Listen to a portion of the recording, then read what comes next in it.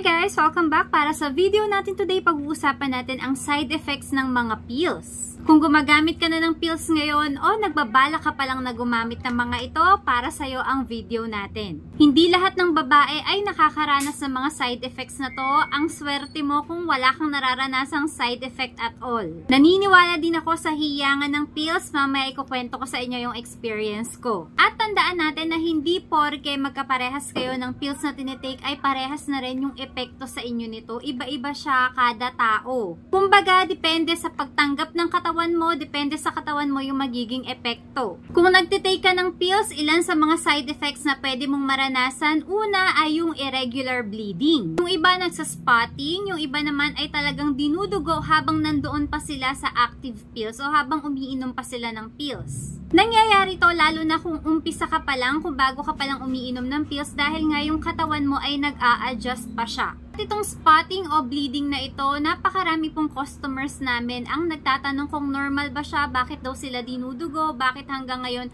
ay may dugo pa rin, kumbaga nasa kalahatian na sila ng pills nila, dinudugo pa rin sila, spotting lang naman, sa po siyang side effect. Pangalawa, pagsakit ng dibdib o yung tinatawag natin na breast tenderness. Yun bang kapag ka masagi mo lang siya, masakit siya talaga? Side effect po ito ng pills, lalo na kung bago ka palang mag-take nito. Ako, matagal na ako nagtitake ng pills. Nararanasan ko na lang po ito kapag ka magkakaroon na ako, kapag ka duduguin na or magkakaregla na. Hindi rin naman sobrang sakit yung nararamdaman ko. Siguro dahil nasanay na ako, parang normal na sa akin yun. Pangatlo, napaka-common po nito, pagsakit ng ulo o pagkahilo. Sobrang masakit talaga sa ulo ang pag-take ng contraceptive pills, lalo na kung nandun ka pa lang sa mga unang buwan mo. Ako, nararanasan ko yung pagsakit ng ulo kapag ka malapit na pong matapos yung isang pack ko ng pills at kapag ka nagsisimula na ako ng panibago. Pang-apat, pagsusuka o yung feeling na para kang nasusuka or naduduwal. Nangyari sa akin to, inisip ko pa nga nun, hala, buntis ata ako. Kasi nangyari siya nung mga unang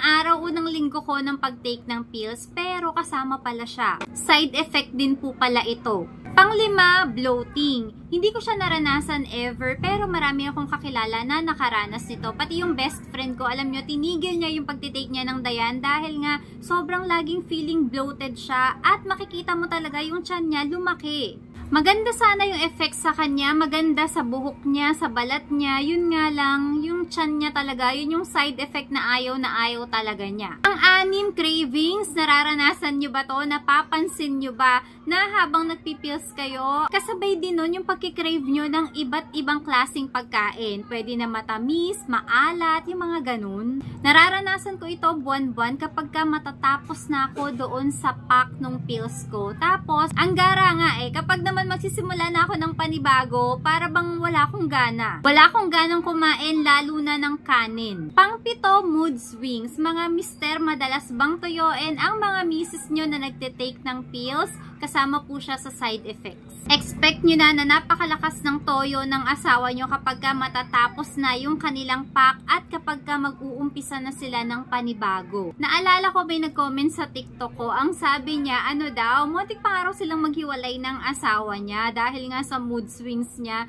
Yun pala ay dahil daw pala yun sa pagtitake ng pills. Ngayon daw ay alam na ng asawa niya. Mga mister, konting haba pa po ng PC, ng pasensya. Intindihin nyo na lang po ang mga misis nyo na umiinom ng pills. Pangwalo, pagtaba o pagpayat, depende sa epekto sa'yo. Maraming pumapayat para bang natutuyot sila at mas marami naman yung mga alam ko o kakilala ko na tumataba talaga. Naalala ko yung sabi ng isang customer ko, bago daw siya mag-pills, napakapayat niya, payat pa nga daw siya sa akin. Tapos nung nag-umpisa na, talagang lumobo na siya ng lumobo, hindi na niya mapigilan dahil lagi daw siyang gutom. Hindi ko lang matandaan kung ano sa dalawa yung binibili niya, kung trust ba or lady, basta isa dito yung binibili niya. Pang-siyam, pag-ikse o pagiging light ng period at para bang pabago-bago ito. Normal po sa nagtitake ng pills, yun para bang humihina yung regla. Kung ikukumpara mo nung hindi ka pa nagpipills noon, ako talagang humina yung regla ko. Parang ngayon,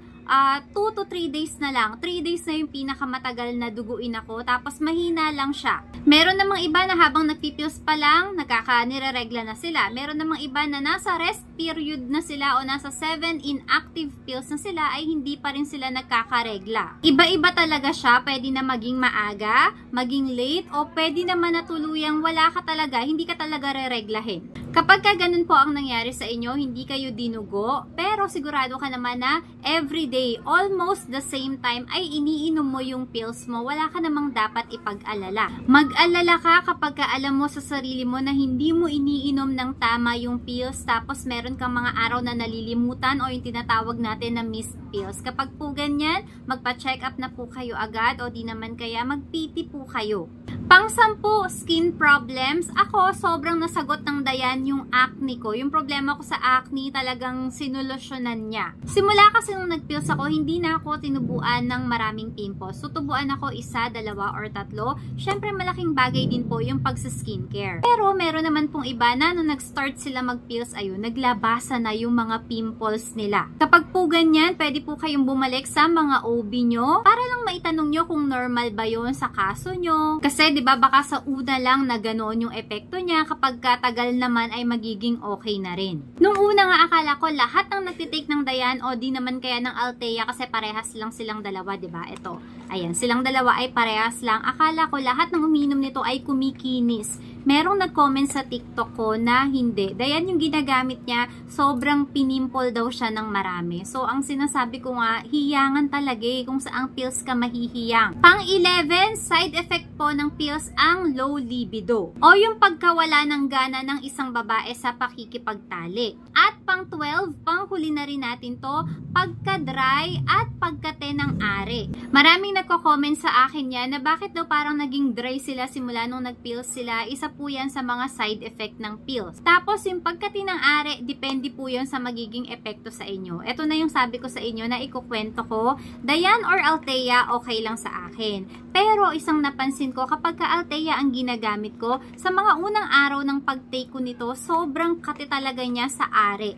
Pero kapag ka Dayan, hindi naman siya kumakate. Sobrang tagal bago ko napansin yun. Tapos alam niyo kung ano yung ginawa ko nung medyo napansin ko na yun? Pinagsalit-salit ko sila para mapatunayan ko na yun talaga yung dahilan. At ayun nga, kapag ka Althea ang ginagamit ko, makate talaga siya. Pero sa mga unang araw lang naman, hindi naman siya tatagal ng 1 linggo. Pero kapag ka Dayan ang ginagamit ko, walang ganong side effect. At nung shinare ko ito sa TikTok, marami ding nakarelate sa akin na kumakate din yung kanilang are sa paggamit ng Althea. Meron din namang iba na kumakate yung are nila sa paggamit ng Dayan pills. At yung iba, ibang pills yung ginagamit nila. Pero ganun din, meron talagang ganung epekto. Kaya dito sa butika namin, kapag ka meron itong dalawa na to, syempre pipiliin ko lagi yung Dayan. Pero kunwari naubusan na ako ng Dayan, naubos siya, na sold out, okay lang mag-Althea ko, kaya ko naman yung tiisin. Uulitin ko po na hindi lahat ng babae na umiinom ng pills ay nakakaranas ng lahat ng side effects na to.